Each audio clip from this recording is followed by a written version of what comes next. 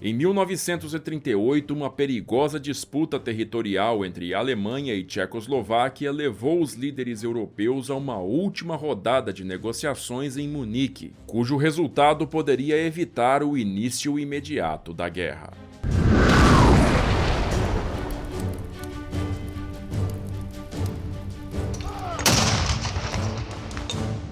No dia 8 de janeiro de 1918, o presidente dos Estados Unidos da América, Woodrow Wilson, anunciou uma coletânea de princípios para a paz que deveriam ser implementados após o fim da Primeira Guerra Mundial, os famosos 14 pontos de Wilson.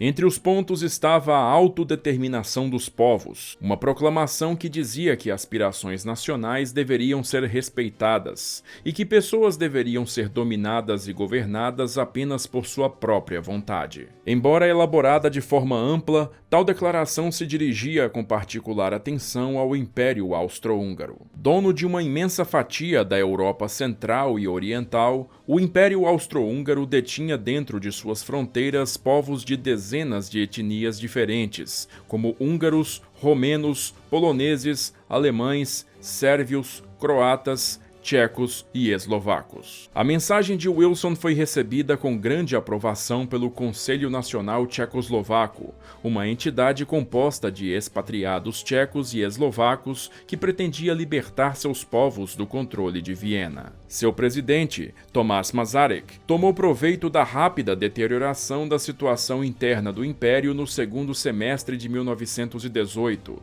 e declarou, em 28 de outubro daquele ano, a independência da Tchecoslováquia, com capital em Praga. As fronteiras do novo país foram estabelecidas nos confusos últimos dias da guerra, e no fim a nova Tchecoslováquia abarcava uma imensa população étnica diversa, com regiões de alta predominância de alemães e húngaros. Com uma população total de 13 milhões de pessoas, o novo país possuía 3 milhões e 100 mil alemães, concentrados numa área montanhosa fronteiriça que ficou conhecida como Sudetenland, ou Sudetos. Com a promulgação da Constituição do país em 1920, Masaryk foi eleito presidente da Tchecoslováquia, sendo reeleito em 1925 e 1929, e durante seu longo mandato, o país se transformou num reflexo do nacionalismo tcheco e eslovaco, gerando uma crise de representatividade das outras etnias que compunham a nação. As regiões industrializadas e exportadoras dos Sudetos também foram as mais afetadas pela crise financeira de 1929,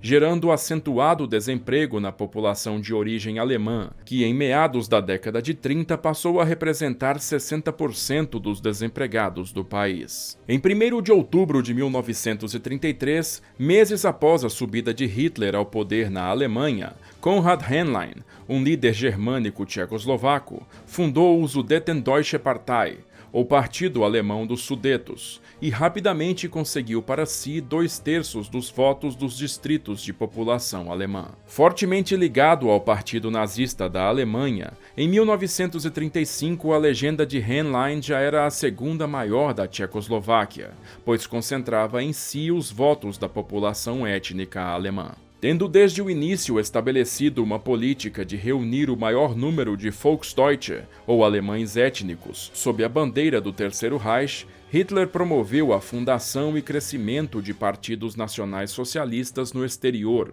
com especial atenção para a Áustria.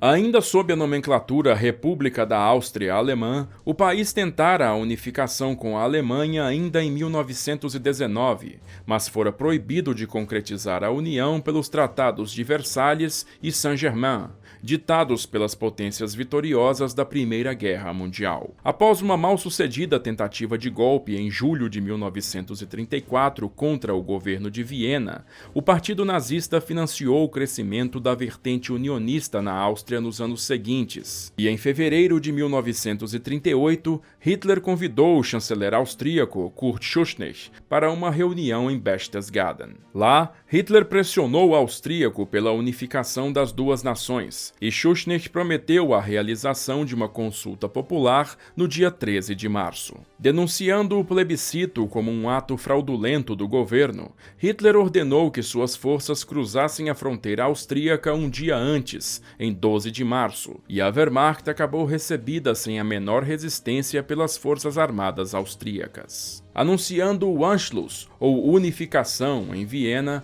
Hitler viu seu ato ser relativizado internacionalmente, com a imprensa britânica comparando a anexação da Áustria à união da Inglaterra e Escócia ocorrida 300 anos antes. A moderada reação britânica, francesa e norte-americana, que repudiou o uso das forças armadas na ocupação, mas reconheceu que pouco poderia ser feito para impedir a anexação austríaca pela Alemanha, motivou Hitler a dar prosseguimento em sua política pan-germanista, e seus olhos rapidamente se voltaram para a Tchecoslováquia. Poucos dias após o Anschluss, Henlein foi ao encontro de Hitler, que o instruiu a levantar demandas firmes ao governo de Praga, chefiado pelo presidente Edvard Beneš, eleito em 1935. Em 28 de abril, Henlein apresentou suas demandas, conhecidas como o Programa de Karlsbad. Composta de 8 propostas centradas no reconhecimento de equidade da minoria alemã ante a população tcheca,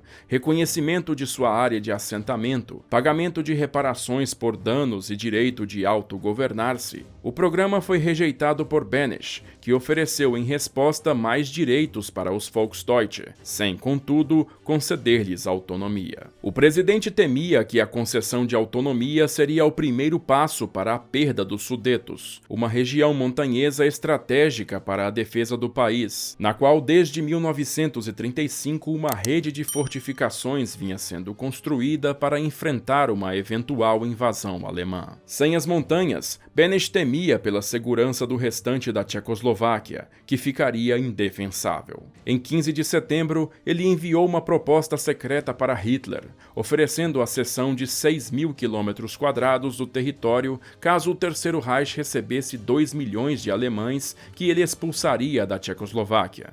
Mas Hitler ignorou a tentativa. No verão daquele ano, Adolf Hitler havia ordenado ao exército a formulação de um plano de invasão da Tchecoslováquia, denominado Fallgrün, ou Plano Verde, que previa a destruição do país numa ação militar rápida e certeira, que deveria estar pronta para ser lançada em 1º de outubro. Enquanto isso, uma acelerada troca diplomática acontecia por todo o continente, com as potências europeias estabelecendo quais seriam suas posições ante aquela crise. Ao mesmo tempo em que em Berlim Hermann Göring mantinha conversas secretas com os embaixadores da Polônia e Hungria para que pressionassem a Tchecoslováquia com suas respectivas demandas territoriais, em Paris o embaixador polonês confessou ao primeiro-ministro francês, Édouard Daladier, que a Polônia não agiria para defender a Tchecoslováquia, embora mantivesse sua cautelosa animosidade contra a Alemanha. Notícias desse alinhamento chegaram ao primeiro-ministro britânico, Neville Chamberlain, que viu que não havia consenso europeu para podar as demandas de Hitler sobre os Sudetos, fazendo com que Grã-Bretanha e França pudessem ver-se isoladas em sua posição. No começo de agosto, com a Alemanha e Tchecoslováquia já em plena mobilização de forças para a região de fronteira, Chamberlain conseguiu que Beneš aceitasse a mediação britânica para a crise. A situação ficou muito mais tensa em 7 de setembro, quando uma manifestação de partidários de Henlein foi duramente reprimida pela polícia de Praga, levando à prisão de 2 parlamentares. 5 dias depois, Hitler usou o incidente para condenar publicamente a Tchecoslováquia em seu discurso, enfatizando que o país não respeitava o princípio de autodeterminação pelo qual havia sido fundado. No dia seguinte, Chamberlain solicitou uma reunião pessoal com Hitler, e em 15 de setembro foi recebido por ele no Berghof, sua residência na Bavária. Durante as 3 horas seguintes, Hitler assegurou a Chamberlain que queria somente a anexação das áreas alemãs e não a destruição completa da Tchecoslováquia, e que se a Inglaterra reconhecesse a autodeterminação dos alemães dos Sudetos, ele consideraria postergar a invasão. Ao retornar a Londres, Chamberlain reuniu-se com Daladier, e os dois redigiram uma proposta a Benes, dizendo-lhe que se cedesse a Hitler todos os territórios com mais de 50% de população alemã, França e Inglaterra lhe dariam uma garantia de proteção contra a Alemanha. A proposta foi rejeitada pelo presidente. Em 17 de setembro, milícias alemãs começaram uma série de ações armadas contra forças de segurança tchecoslovacas, resultando na morte de mais de 100 pessoas. E no dia seguinte, num discurso em Trieste, Benito Mussolini afirmou publicamente o seu apoio à Alemanha na questão dos Sudetos. Com a crise entrando num estágio preocupante, um grupo de oficiais alemães, chefiados pelo coronel Hans Oster, começou a se encontrar secretamente, planejando um golpe para derrubar Hitler em caso de guerra contra a Inglaterra e França, enquanto Chamberlain seguia para mais uma rodada de negociações na Alemanha. Em 22 de setembro, o primeiro-ministro chegou à colônia em meio a uma grandiosa recepção de Estado, com uma banda tocando o hino britânico. Em Bad Godesberg, Hitler disse a Chamberlain que os ataques tchecos dos últimos dias o haviam enfurecido, e agora ele queria que a Tchecoslováquia fosse destruída e dividida entre Alemanha, Polônia e Hungria. Estupefato, Chamberlain retirou-se da reunião, mas naquela noite, Hitler telefonou-lhe em seu quarto de hotel e disse ao inglês que queria somente a cessão dos Sudetos, contanto que os tchecos evacuassem a região até às 14 horas do dia 28 de setembro. Chamberlain concordou em encaminhar tal proposta a Praga. Benes mais uma vez rejeitou a proposição, e seu exército foi inteiramente mobilizado para o combate, levando a Europa à beira da guerra. Na noite de 26 de setembro, Hitler discursou dizendo que os Sudetos seriam sua última demanda territorial no continente, e pouco depois, Chamberlain solicitou ao seu embaixador em Roma para que sensibilizasse os italianos a intervir na crise. Apenas 2 horas antes do prazo, ao meio-dia de 28 de setembro, Mussolini conseguiu que Hitler adiasse a ação por 24 horas, convocando uma última rodada de negociações em Munique para o dia seguinte. Chamberlain respirou aliviado com a notícia e recebeu do presidente americano Franklin Roosevelt um telegrama de congratulações pelo feito. Na manhã seguinte, Chamberlain e Daladier seguiram para Munique, sendo recebidos por Hitler e Mussolini no Führerbau, o palácio administrativo da cidade. Representantes da Tchecoslováquia foram mantidos de fora da reunião, e após todo um dia de conversações, à 1h30 da manhã de 30 de setembro, uma declaração conjunta foi redigida e assinada por Hitler, Chamberlain, Mussolini e Daladier. O acordo descrito no documento estabelecia que a região dos Sudetos seria inteiramente ocupada por forças alemãs até 10 de outubro, e que uma comissão internacional decidiria sobre o destino das outras áreas disputadas no país. Pouco depois, ingleses e franceses informaram a Praga que a Tchecoslováquia deveria cumprir o acordo ou resistir sozinha às forças alemãs. Na manhã seguinte, Chamberlain decidiu unilateralmente ir até o hotel em que Hitler estava hospedado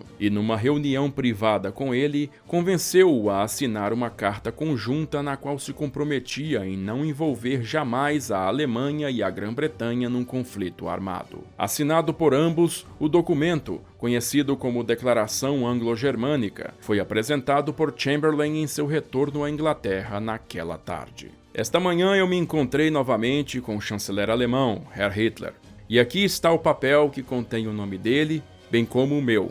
Meus bons amigos, pela segunda vez em nossa história, um primeiro-ministro britânico volta da Alemanha trazendo a paz com honra. Eu acredito que é a paz para o nosso tempo. Agradeço-lhes do fundo do meu coração. Durmam tranquilamente esta noite. Chocado ao receber a notícia, um derrotado Benes decidiu aquecer ao acordado em Munique e ceder os Sudetos à Alemanha. Motivada pelo sucesso diplomático alemão, a Polônia estendeu seu próprio ultimato à Tchecoslováquia às 11h45 da manhã de 30 de setembro, demandando a cessão imediata da província de Zaolgia, que possuía 40% de população étnica polonesa. Benes foi incapaz de resistir, e em 2 de outubro um exército polonês sob comando do general Władysław Bortnowski cruzou a fronteira e ocupou Zaolgia sem resistência. Após ocupar os Sudetos sob aplauso da população local, os alemães sediaram a primeira arbitragem de Viena em 2 de novembro, evento que decidiu pelo desmembramento de grande parte do território tchecoslovaco restante, com a Hungria ganhando as maiores porções de terreno. A instabilidade interna que se seguiu motivou o movimento nacionalista eslovaco a levar adiante suas demandas de secessão.